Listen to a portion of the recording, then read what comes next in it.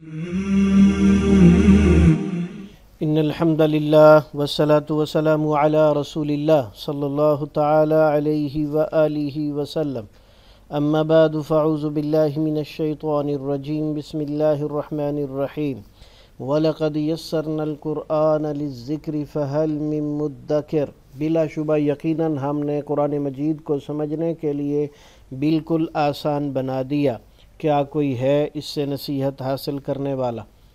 اللہم صلی علی محمد النبی الامی وعلی آلہ واصحابہ وبارک وسلم۔ ہمارے آج کے سبق میں ہے سورۃ البقرہ، آیت نمبر 124 تا 125۔ اعوذ باللہ من الشیطان الرجیم، بسم اللہ الرحمن الرحیم۔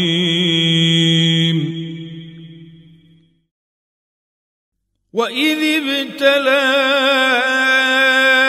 إِبْرَاهِيمَ رَبُّهُ بِكَلِمَاتٍ فَأَتَمَّهُنَّ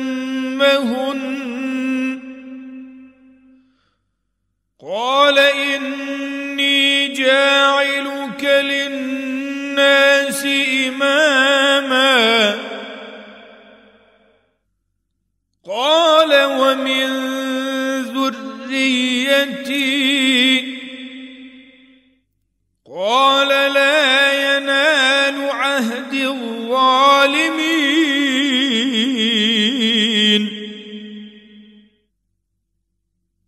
وَإِذْ جَعَلْنَا الْبَيْتَ مَثَابَةً لِلنَّاسِ وَأَمْنًا وَاتَّخِذُوا مِن مَّقَامِ إِبْرَاهِيمَ مُصَلًّى وَعَهِدْنَا إِلَىٰ إِبْرَاهِيمَ وَإِسْمَاعِيلَ أَن طهر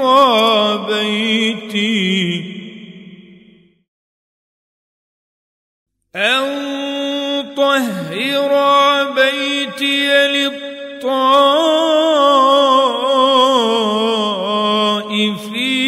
والعاكفين والركع السجود۔ آیت نمبر 124 میں اللہ سبحانہ و تعالی ارشاد فرماتے ہیں، وَإِذِ ابْتَلَىٰ إِبْرَاهِيمَ رَبُّهُ بِكَلِمَاتٍ فَأَتَمَّهُنَّ قَالَ إِنِّي جَاعِلُكَ لِلنَّاسِ إِمَامًا قَالَ وَمِن ذُرِّيَّتِي قَالَ لَا يَنَالُ عَهْدِ الظَّالِمِينَ۔ اور جب ابراہیم علیہ السلام کو اس کے رب نے چند باتوں کے ساتھ آزمایا تو اس نے انہیں پورا کر دیا، فرمایا بے شک میں تجھے لوگوں کا امام بنانے والا ہوں۔ کہا ابراہیم علیہ السلام نے، اور میری اولاد میں سے بھی، فرمایا میرا عہد ظالموں کو نہیں پہنچتا۔ وَإِذْ جَعَلْنَا الْبَيْتَ مَثَابَةً لِلنَّاسِ وَأَمْنًا وَاتَّخِذُوا مِن مَّقَامِ إِبْرَاهِيمَ مُصَلًّى وَعَهِدْنَا إِلَىٰ إِبْرَاهِيمَ وَإِسْمَاعِيلَ أَن طَهِّرَ بَيْتِيَ لِلطَّائِفِينَ والعاکفین والرکع السجود۔ اور جب ہم نے اس گھر کے لوگوں کے لیے لوٹ کر آنے کی جگہ اور سراسر امن کا گھر بنایا تو تم ابراہیم کی جائے قیام کو نماز کی جگہ بناؤ، اور ہم نے ابراہیم اور اسماعیل کو تاکیدی حکم دیا کہ تم دونوں میرے گھر کو طواف کرنے والوں اور اعتکاف کرنے والوں اور رکوع کرنے والوں اور سجدہ کرنے والوں کے لیے پاک صاف رکھو۔ آیت نمبر 124 میں جو اللہ سبحانہ و تعالی نے ذکر فرمایا ہے کہ ہم نے اپنے بندے ابراہیم کو چند کلمات کے ساتھ آزمایا، اس کلمات سے کیا مراد ہے؟ بعض مفسرین نے ان باتوں سے مراد لیا ہے والد، قوم اور بادشاہ کو توحید کی دعوت دینا، بت پرستی، ستارہ پرستی، شاہ پرستی کی تردید، آگ میں پھینکے جانے پر صبر، پھر ہجرت، مصر کے جبار بادشاہ کی دست درازی کے باوجود استقامت، بیوی بچوں کو وادی غیر ذی زرع میں چھوڑنا، اکلوتے بیٹے کو ذبح کرنے پر مکمل آمادگی کا کر لینا۔ بعض نے آگے آنے والی آیات میں مذکور بیت اللہ کی تعمیر و تطہیر اور حج کے مناسک اور اللہ تعالیٰ کے فرمان اسلم تو فرما بردار ہو جا پر فرما بردار ہونے کے اقرار اور اس کے عملی ثبوت کو مراد لیا ہے۔ یہ بات ابن ابی شیبہ میں موجود ہے اور مجاہد رحمہ اللہ سے اس کی روایت ہے۔ تفسیر عبدالرزاق میں صحیح سند کے ساتھ عبداللہ ابن عباس رضی اللہ تعالیٰ عنہ سے مروی ہے کہ اللہ تعالیٰ نے ابراہیم علیہ السلام کی آزمائش طہارت کے احکام کے ساتھ کی، جن میں سے 5 سر سے متعلق اور 5 باقی جسم سے متعلق تھے۔ سر سے متعلق مونچھیں کترنا، کلی کرنا، ناک کی صفائی پانی کے ساتھ کرنا، مسواک کرنا، سر کی مانگ نکالنا، اور جسم سے متعلق ناخن کاٹنا، زیر ناف بال مونڈنا، ختنہ کرنا، بغلوں کے بال اکھیڑنا اور پیشاب و پخانے کے نشان کو پانی سے دھونا تھا۔ یہ تمام باتیں صحیح بخاری میں 5899 نمبر حدیث میں موجود ہیں۔ ان امور کو رسول اکرم صلی اللہ علیہ وسلم نے فطرت سے شمار فرمایا ہے۔ حقیقت یہ ہے کہ ابراہیم علیہ السلام کی آزمائش میں یہ سب چیزیں شامل ہیں۔ اللہ تعالیٰ نے انہیں جو بھی حکم دیا انہوں نے وہ پورا کر دکھایا۔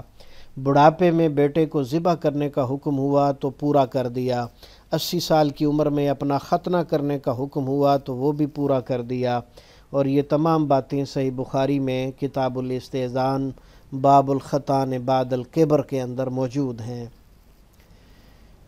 قال ومن ذریتی، جب اللہ تعالیٰ نے ابراہیم علیہ السلام کو تمام لوگوں کا امام بنا دیا تو انہوں نے اپنی بعض اولاد کے حق میں امامت کی دعا کی، سب کے حق میں نہیں کی، کیونکہ وہ جانتے تھے کہ ایسا ہو ہی نہیں سکتا، تو یہ دعا کیوں کی جائے۔ چنانچہ اللہ تعالیٰ نے ان کی دعا قبول فرمائی، مگر اس کے ساتھ ہی انہیں بتا دیا کہ تمہاری اولاد میں سے ظالم لوگ اس نعمت سے سرفراز نہیں ہوں گے۔ اس سے بنی اسرائیل کے گمراہ لوگوں اور بنی اسماعیل کے مشرکین کو تنبیہ کرنا مقصود ہے کہ ان کے عقائد اور اعمال خراب ہو چکے ہیں۔ محض ابراہیم علیہ السلام کی اولاد ہونا جنت میں جانے کے لیے کافی نہیں ہے۔ آیت نمبر 25 میں مثابۃ للناس کا لفظ ہے۔ یہ صابہ یصوبو لوٹنا سے ظرف ہے، یعنی لوٹ کر آنے کی جگہ۔ لوگ بار بار اللہ کے گھر کی طرف لوٹ کر آتے ہیں، کبھی ان کا دل نہیں بھرتا۔ اس حوالے سے آپ سورہ الحج کی آیت نمبر 27، سورہ ابراہیم کی آیت نمبر 37 کو بھی دیکھ سکتے ہیں۔ دوسری خصوصیت یہ ہے کہ اسے سراسر امن والی جگہ بنا دیا۔ جاہلیت میں بھی آدمی اپنے دشمن کو دیکھتا مگر اسے کچھ نہ کہتا۔ اسلام نے اس احترام کو باقی رکھا اور اس میں تاکید اور اضافہ کیا۔ اس آیت نمبر 125 میں وَاتَّخِذُوا مِن مَقَامِ إِبْرَاهِيمَ مُصَلَّى کے الفاظ ہیں۔ مقام ابراہیم کی تفسیر میں 2 قول ہیں۔ ایک وہ پتھر جس پر کھڑے ہو کر ابراہیم علیہ السلام نے کعبہ کو تعمیر فرمایا۔ صحیح مسلم میں حجۃ الوداع کے واقعہ میں جابر رضی اللہ تعالیٰ عنہ سے مذکور ہے، نبی صلی اللہ علیہ وسلم طواف سے فارغ ہوئے تو مقام ابراہیم کی طرف آئے اور یہ آیت پڑھی وَاتَّخِذُوا مِن مَقَامِ إِبْرَاهِيمَ مُصَلَّى، سورۃ البقرہ آیت نمبر 125۔ پھر مقام ابراہیم کو اپنے اور بیت اللہ کے درمیان کر کے 2 رکعتیں پڑھیں۔ یہ بات صحیح مسلم میں کتاب الحج باب حجۃ النبی صلی اللہ علیہ وسلم اور حدیث نمبر 1218 ہے۔ جیسا کہ حاجی لوگ 2 رکعتیں پڑھتے ہیں۔ صحیح بخاری میں ہے کہ مقام ابراہیم کے پاس نماز پڑھنے کا مشورہ سیدنا عمر رضی اللہ تعالیٰ عنہ نے دیا تھا، جس کی موافقت میں اللہ تعالیٰ نے یہ آیت نازل فرمائی۔ یہ بات بھی صحیح بخاری میں کتاب الصلاۃ باب ما جاء فی القبلہ کے اندر حدیث نمبر 402 کے اندر موجود ہے، اور سیدنا عمر رضی اللہ تعالیٰ عنہ کی موافقات کی تعداد 18 ہے۔ دوسرا قول تفسیر عبدالرزاق میں صحیح سند کے ساتھ ابن عباس کا ہے رضی اللہ تعالیٰ عنہ کہ مقام ابراہیم سے مراد مقام حج ہے، یعنی حرم اور عرفات جہاں ابراہیم علیہ السلام نے حج میں قیام کیا۔ چنانچہ اہل علم فرماتے ہیں کہ طواف کی 2 رکعتیں حرم میں جہاں بھی پڑھ لے درست ہے۔ آخری حکم ہے اس آیت مقدسہ میں طہر بیتیہ، طہارت سے مراد کوڑا کرکٹ سے صفائی ہی نہیں بلکہ بت پرستی اور شرک کی تمام نجاستوں سے بھی صفائی مراد ہے، کیونکہ طواف، اعتکاف، رکوع اور سجدہ اللہ کے سوا کسی کا حق نہیں ہے۔ مشرکین مکہ کو توجہ دلائی جا رہی ہے کہ تمہارے باپ کو کیا حکم دیا گیا تھا اور تم نے عین کعبہ میں بت لا کر کیسی فرما برداری کی ہے۔ تو یہ ہے ہمارے آج کے سبق کا مفہوم۔ تو آئیے اب ہم اس کے ترجمے کو سمجھنے کی کوشش کرتے ہیں۔ مصباح القرآن، فہم قرآن کے دو مختلف اسلوب۔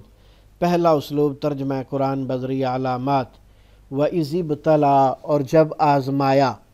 ابتلا، مبتلا، آزمائش کے معنی میں اردو زبان میں بولا جاتا ہے۔ ابراہیم علیہ السلام کو ربہ اس کے رب نے بکلمات چند باتوں سے، چند احکامات سے، فَأَتَمَّهُنَّ تو اس نے پورا کر دیا انہیں یا ان چیزوں کو، ان احکامات کو۔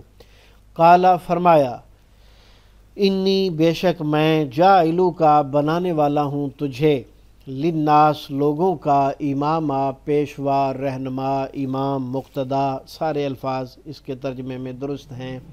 قال فرمایا ومن ذریتی اور میری اولاد سے بھی، من کا معنی سے ہو گیا، ذریت کا معنی اولاد ہوتا ہے اور یا کی اس کے ساتھ نسبت کی گئی ہے، اس لیے ترجمہ میری کیا جائے گا، اور اس یا کا ترجمہ میری، میری، میرے یا اپنا، اپنی، اپنے کیا جاتا ہے۔ قال ابراہیم علیہ السلام نے جب یہ کہا تھا کہ میری اولاد سے بھی امام بنائیے گا، قال اللہ نے فرمایا لا ینالو نہیں پہنچے گا، عہدی میرا عہد، الظالمین ظالموں کو۔ تو ظالم فاعل کے وزن پر اسم فاعل ہے، اس میں کرنے والے کا مفہوم ہوتا ہے، یعنی ظلم کرنے والوں کو میرا عہد نہیں پہنچے گا۔ وَإِذْ اور جب، جعلنا ہم نے بنایا، جعل فعل ہے اس کے آخر میں نا ہے، اس کا ترجمہ ہم نے ہے۔ جعلنا ہم نے بنایا، البیتا بیت کو یعنی بیت اللہ کو، مثابتاً مرکز، لوٹ کر آنے کی جگہ، للناس لوگوں کے لیے، وامنا اور امن کی جگہ بنایا ہے۔ واتخذوا اور تم سب پکڑو، من مقام ابراہیم مقام ابراہیم کو، مصلاً نماز پڑھنے کی جگہ۔ یہی وجہ ہے کہ حج اور عمرے کے لیے جب جاتے ہیں تو طواف کے بعد مقام ابراہیم کے ساتھ پچھلے جانب پورے بیت اللہ کے اندر کہیں بھی 2 رکعت پڑھی جا سکتی ہیں، اور وہ اس آیت پر عمل ہوگا۔ وَأَهِدْنَا اور ہم نے حکم دیا، اِلَىٰ ابراہیم ابراہیم علیہ السلام کو۔ عہدنا میں آخر میں نا ہے اور نا سے پہلے جزم ہے، یہ فعل کے آخر میں ہے، ترجمہ ہم نے کیا جائے گا۔ عہد معاہدہ اور عہد و پیمان اردو میں بولا جاتا ہے۔ ابراہیم ہمارے پیغمبر کا نام ہے جو جد الانبیاء ہیں۔ و اسماعیل اور اسماعیل علیہ السلام کو جو ان کے فرزند ارجمند تھے، ان طاہرا یہ کہ تم دونوں پاک کرو۔ طاہرا کے آخر میں جو الف ہے یہ فعل ہے، اور فعل کے آخر میں جو الف ہے اکیلا الف 2 ہونے کا مفہوم دیتا ہے۔ طاہرا تم دونوں پاک کرو، یہ لفظ طہارت سے نکلا ہے۔ بیت یا میرا گھر، لفظ بیت کی طرف یا کی نسبت ہے، اور اس کے اوپر جو ہے نا وہ یا کے اوپر زبر دی گئی ہے۔ للطائفین طواف کرنے والوں کے لیے، طائفن فاعلن کے وزن پر ہے، اور لنظر لی کا معنی کے لیے، یا نون جمع مذکر کی علامت ہے۔ کرنے والوں کے آخر میں واو نون غنہ کا رنگ اس کے مطابق دیا ہے، کیونکہ اردو میں واو نون غنہ اور عربی میں یا نون کا ترجمہ ایک ہی ہوتا ہے، جمع مذکر کی علامتیں ہیں۔ والعاکفین اور اعتکاف کرنے والوں کے لیے، عاکفن اسم فاعل ہے اور آخر میں یا نون جمع مذکر کی علامت ہے، اس لیے واو نون غنہ کو وہی رنگ دیا گیا ہے۔ والعاکفین اور اعتکاف کرنے والوں کے لیے، والرکع اور رکوع کرنے والوں کے لیے، والسجود سجدہ کرنے والوں کے لیے، صاف کریں۔ دوسرا اسلوب تفہیم قرآن بذریعہ اردو زبان۔ 65% الفاظ اردو والے کالے رنگ میں، 20% بار بار آنے والے نیلے رنگ میں، 15% عربی کے مشکل الفاظ ہیں جنہیں سرخ رنگ دیا گیا ہے، اچھی طرح یاد کر لیجئے۔ وَإِذْ اور جب، ابتلا آزمایا، مبتلا کیا، ابراہیم علیہ السلام کو، ربہ اس کے رب نے، بکلمات چند احکام کے ساتھ، چند باتوں کے ساتھ، فَأَتَمَّهُنَّ تو اس نے انہیں مکمل کر دیا۔ تمام اور اتمام، تمام حجت بھی بولا جاتا ہے، قال اللہ تعالیٰ نے کہا انی بے شک میں جاعلو کا بنانے والا ہوں تجھے، پہلا نیا لفظ ہے اسے یاد کر لیجئے، جاعلو کا بنانے والا ہوں تجھے للناس لوگوں کے لیے اماماً امام، قال فرمایا ومن ذریتی اور میری اولاد میں سے بھی امام بنانا، ذریت آدم اردو میں بولا جاتا ہے۔ قال اللہ تعالیٰ نے فرمایا لا ینالو نہیں پہنچے گا، دوسرا نیا لفظ آ گیا اسے یاد کر لیں، عہدی میرا عہد، الظالمین ظالم قوم کو، ظالم لوگوں کو، وَإِذْ جَعَلْنَا اور جب ہم نے بنایا البیت بیت اللہ کو، مثابتاً لوٹنے کی جگہ، ثواب کی جگہ، للناس لوگوں کے لیے، وَأَمْنَا اور امن کی جگہ، وَاتَّخِذُوا اور تم سب بنا لو پکڑ لو، اخذ ماخوذ مواخذہ، من مقام ابراہیم مقام ابراہیم کو، مصلاً مصلی یعنی نماز پڑھنے کی جگہ، طواف کے بعد جو 2 رکعتیں پڑھی جاتی ہیں وہ وہاں کھڑے ہو کے پڑھی جاتی ہیں۔ وَأَهِدْنَا اور ہم نے عہد لیا ابراہیم علیہ السلام سے اور اسماعیل سے، ان طاہرا کہ تم دونوں طاہر کرو، پاک کرو، بیتیا میرے گھر کو، للطائفین طواف کرنے والوں کے لیے، والعاکفین اور اعتکاف کرنے والوں کے لیے، والرکع السجود اور رکوع اور سجود کرنے والوں کے لیے۔ تو ہمارے آج کے سبق میں کل 4 الفاظ ہیں اور 4 میں سے 2 کا روٹ ایک ہے، جاعلو کا اور جعلنا ایک ہی روٹ ہے، جعلا سے اس کا معنی بنانا کرنا ہوتا ہے، اور ینالو پہنچے گا، اور مثابہ ثواب کی جگہ اور لوٹنے کی جگہ، 2 ترجمے اس کے کیے گئے ہیں، ان دونوں کو آپ اچھی طرح سمجھ لیں۔ چند ایک الفاظ بار بار آنے والے ہیں اور اکثریت ایسے الفاظ کی ہے جو اردو زبان میں بولے اور استعمال کیے جاتے ہیں۔ اللہ سبحانہ و تعالیٰ کا شکر ہے کہ اس نے ہمارے لیے قرآن پاک کو سمجھنا آسان بنا دیا۔ اللہ تعالیٰ سے دعا ہے کہ ہم سب کو صحت و سلامتی اور ایمان والی زندگی عطا فرمائے، عقل سلیم عطا فرمائے، بصیرت عطا فرمائے، حق کو پہچان کر اس پر عمل کی توفیق عطا فرمائے، باطل کو پہچان کر اس سے بچنے کی توفیق عطا فرمائے، صحت و سلامتی اور ایمان والی زندگی کے ساتھ رزق حلال وافر عطا فرمائے، اور اپنی راہ میں بھرپور خرچ کرنے کی توفیق عطا فرمائے۔ آمین یا الہ الحق آمین، وصلی اللہ تعالیٰ علیہ وآلہ وصحبہ وذریاتہ اجمعین برحمتک یا ارحم الراحمین۔ کفارہ مجلس کی دعا پڑھ لیجئے۔ سبحانک اللہم و بحمدک، اشہد ان لا الہ الا انت، استغفرک و اتوب الیک۔